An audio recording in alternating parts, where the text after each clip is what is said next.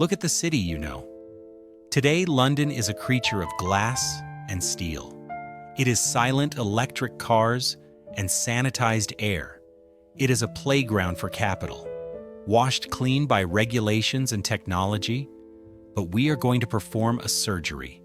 We are going to strip away the present, delete the shard, erase the cars, tear up the tarmac. Now, breathe. The air instantly turns heavy. It is 1895 and you are inhaling the Great Smog. It is not just fog. It is a toxic suspension of coal smoke and chemical vapor that turns the noon sun into a pale, dying ember. The silence of the modern city is gone. In its place is a roar, the deafening, rhythmic clatter of 50,000 iron horseshoes striking granite. The city is darker, wetter, and infinitely more dangerous. But amidst this crushing gloom, one building burns with a terrifying new fire. Look there, the Savoy Hotel. To the modern eye, it is just a luxury hotel. But in 1895, this building is a spaceship that has landed in a swamp. While the rest of London squints through the dim yellow flicker of gaslight, the Savoy blazes with electricity. It is the first public building in the world to be fully lit by this new, invisible power. It is a fortress of the future. Inside, there are ascending rooms, electric elevators, and 24-hour hot water. It is a sealed ecosystem of American innovation.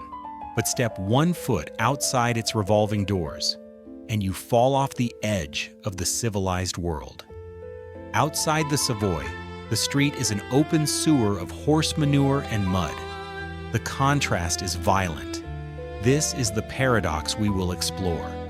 We are not just looking at a hotel. We are looking at a diamond sitting in the mud. This is the story of the London that supports that luxury, the systems, the sewers, and the sweating bodies that keep the lights of the Savoy burning. Welcome to the magnificent Savoy Hotel. It is 6 a.m. We are standing on the threshold of the future. Look out toward the Thames. The rest of London is still drowning in the pre-dawn gloom, illuminated only by the flickering, sickly yellow of gas lamps. But here, at the Savoy, we are standing inside a science fiction satellite that has crash-landed into the 19th century. This building is an anomaly. It is the first hotel in the world to be lit entirely by electricity. While the rest of the city navigates by fire, the Savoy captures lightning in glass bulbs. Observe the guests. They stare at the ceiling fixtures with a mixture of awe and terror. They call them artificial suns. But the true revolution is hidden in the walls. Listen. Can you hear the water? Hot and cold running water in every single room. In a city where thousands bathe in tin tubs with water boiled on coal stoves, this is not just luxury, it is sorcery. The hydraulic lifts, the ascending rooms, hiss and glide, carrying bodies upward without effort. The hotel is a machine designed to eliminate the friction of existence. We move now into the nerve center, the manager's office. The time is 06:05. The man behind the desk is César Ritz. He is not merely a manager, he is the conductor of a high-speed locomotive. He has been awake since the telephone screamed at 5:30 a.m. The telephone is a rare instrument in 1895, a direct line to the anxieties of the elite. A crisis is already in motion. A duchess in Suite 312 refuses to sleep. She claims the electric light bulbs are emitting a high-pitched frequency. She calls it the whisper of the devil that is drilling into her skull. She is terrified of the invisible current flowing through the walls. Watch Ritz. He does not mock her fear. He understands the psychology of the transition. He operates on a simple algorithm. Inconvenience must be suffocated by indulgence. He issues the order. The Duchess is to be escorted immediately to the Peacock Alley. She will be served a private breakfast. Not the standard fare, but glazed fruits and a vintage Bordeaux to sedate her nerves. The devil's whisper will be drowned out by the texture of velvet service. This is the function of the Savoy. It acts as a buffer zone between the harsh, dirty reality of industrial London and the fragile sensibilities of the rich. Ritz hangs up the phone. The machine is reset. The day begins. Now we're going down lower. The temperature spikes. The air here is no longer oxygen. It is a heavy compound of rendered fat, coal dust, and reduction sauces. Welcome to the engine room of the Savoy. This is the stomach of the beast. Above us, the guests dine in silence. Down here, it is a blast furnace. It is a factory floor disguised as a kitchen. There are 60 men here, dressed in white. But do not mistake them for artists. They are soldiers. In the center of the steam stands the general, Auguste Escoffier. He is a small man with a mustache that twitches like a radar. He does not cook, he conducts. He has reorganized the kitchen into the Brigade de Cuisine, a military hierarchy of absolute tyranny. Watch him. He stands on a wooden crate to see over the pass. He holds a silver spoon, his scepter. He dips it into a vat of veal stock. He tastes. His face is a mask of judgment, a subtle nod. The sauce lives. A commis chef brings a plate of omelets. Escoffier glances at them. They are arguably perfect, but to him the fold is 2 millimeters off. He slides the plate into the bin. Poubelle, he barks. Trash. The kitchen freezes. Then it restarts. The pressure here is crushing. The heat from the coal ranges is enough to faint a horse. Men sweat into their collars, but their hands remain steady. They are turning raw, bloody biology into edible art. This is the alchemy of the basement. It requires iron discipline to create something as soft as a perfect soufflé. The luxury upstairs is paid for by the blistering labor down here. Wipe the kitchen grease off your coat and step this way. We are entering the stage. You are now standing on the most expensive checkerboard in Europe. It is 7 a.m. The air here smells of beeswax polish and fresh lilies, a deliberate mask to hide the smell of the city outside. Walk with me, but keep your head down. We are invisible observers here. Look to your left, in the shadowed alcove. Do you see those 3 men in the stiff frock coats? Those are German industrialists. Notice how they don't touch their tea. They are not here to relax. They are drafting diagrams on napkins, steel tonnage, ballistics, maximizing efficiency. They look at this hotel and see a machine they want to replicate, but better. Now turn your ear to the center of the room. You can't miss him. That is the sound of American money. That man sprawling on the velvet sofa. It might be a Gould or a Vanderbilt. He is too loud for this room. He is chewing an unlit cigar and shouting at a waiter about the ice. Listen to him. He is bragging about buying a copper mine in Chile as if he were buying a newspaper. He treats history like a clearance sale. And finally, mind your step near the revolving doors. Do not trip over those trunks. An Indian Maharaja has just arrived. Look at the desperation in the activity. He isn't bringing India to London. He is trying to leave it behind. He is loudly ordering a grand piano and demanding an English butler. He is paying a fortune in gold just to be treated like a gentleman by the very people who colonized his home. This isn't a hotel lobby, my friend. It's a battlefield. Everyone here is fighting for position. Let us find a quiet corner. Sit down. The light here is soft, isn't it? The air smells of vanilla, Darjeeling tea, and expensive perfume. It feels safe, but I want you to listen. Do not listen to the music. Listen to the conversations. Look at the table near the window. That is the American financier, Mr. Gould. He is showing off a souvenir to his guests. Look closely at what he just placed on the white tablecloth, right next to the strawberry jam. It is not a tobacco pouch. It is a dried scalp.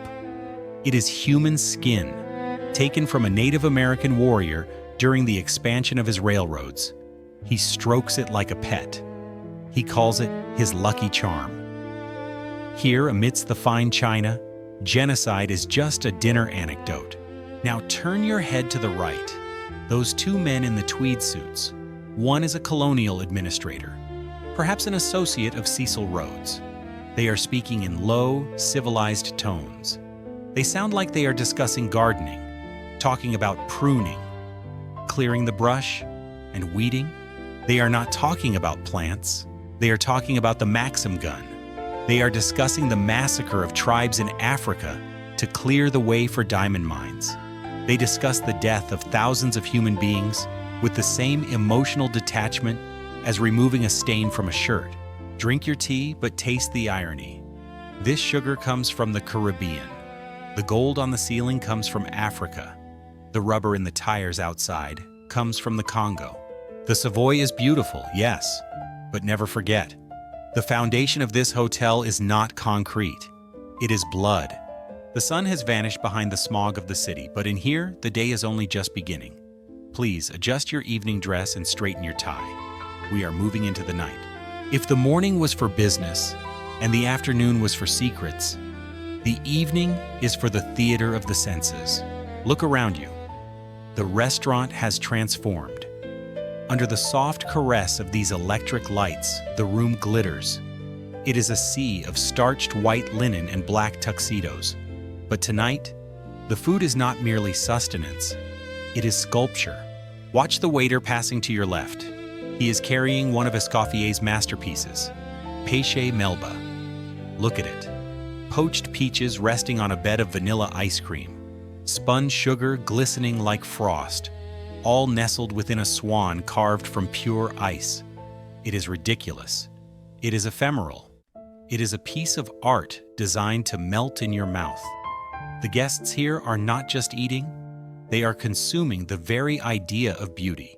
But the night does not end with the final course. Come with me.